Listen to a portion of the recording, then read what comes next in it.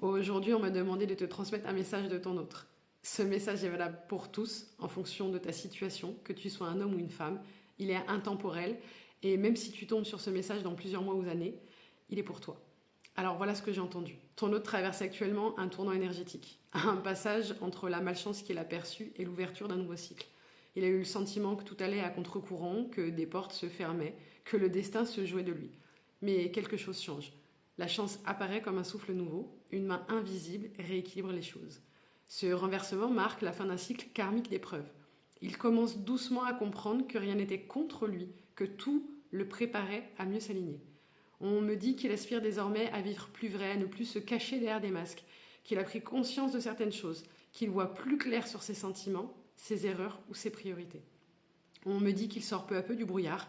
Ce n'est pas encore la victoire extérieure, mais une réussite intérieure, celle de se regarder en face sans fuite. Il se redresse enfin. On me dit aussi qu'il avance, mais prudemment. Cette lenteur n'est pas du désintérêt. Elle traduit son besoin de se sécuriser, notamment sur le plan matériel ou émotionnel.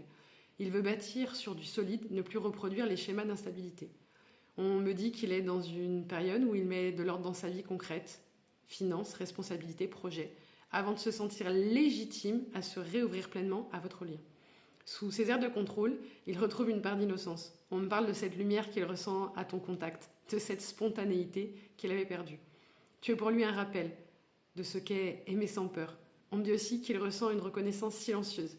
Il sait ce que tu as représenté pour lui, même s'il ne l'a pas toujours dit. Il t'en remercie intérieurement.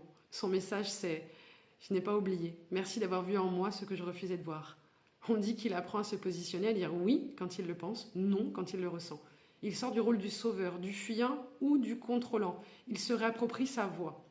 Cette affirmation de soi est nécessaire avant toute réouverture vers toi. C'est le signe qu'il s'ancre enfin dans sa vérité. Enfin, ce qu'on me dit, c'est que votre lien est d'une profondeur sacrée et tout ce qu'il traverse en ce moment participe à votre évolution commune.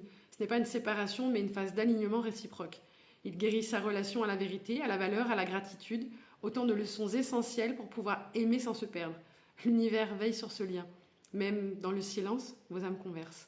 En résumé, ton autre est dans une période de réalignement intérieur. Il passe d'un cycle de malchance, de confusion, à un cycle d'ouverture, de gratitude et d'authenticité.